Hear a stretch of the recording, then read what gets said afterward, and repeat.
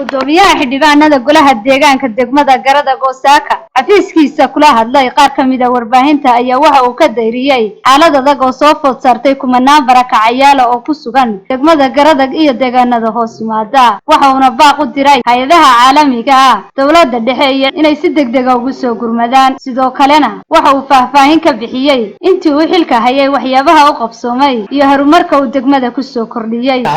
ay ugu farabateen dadkii runtii waxa weeye waxay joogaan dhamaantoodba waxay joogaan magaalooyinka ka tirsan tahay degmada Garada iyo magaalada gudaheeda ayay joogaan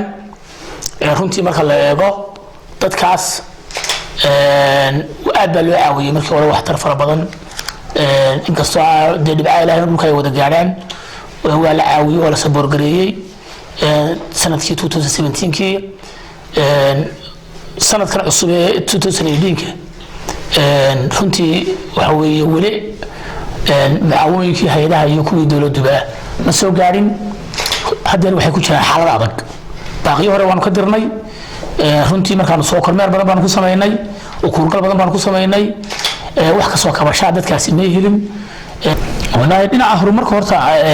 داوود سعودي oo iyada abaar jireen baadana dhinaca horumarkuna socday waxyaalo fara badan baa la qabtay arrimaha bilicda magaalada kamida wadooyinka kamida caafimaadka kamida oo wax laga qabtay waxa kamida biyaha oo ceelal badan oo la sameeyay oo dadka loo hagaajiyay oo biyaha loo hagaajiyay baa kamida waxa kamida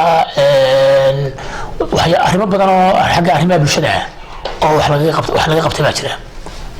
sidoo kale waxyaalaha aan higsanayno waxa kamid ah insha Allah inaanu iyadana aan horumar ka sameeyno dhinacyo badan oo magaalada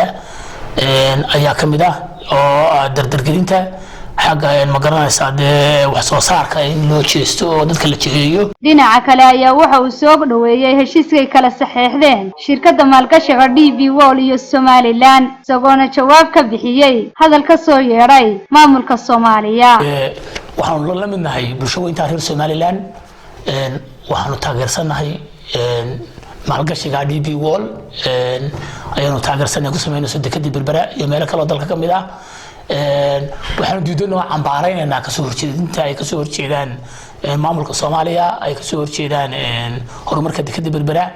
marka anagu bulshadana wax la qabnaa xukuumadda oo taageersanahay isku fikir baanahay dadka reer Somaliland waa isku fikir فرحة عبد النور تلفزيون كعالمي جون كيبل TV حرونت الدولة هوسية دقمة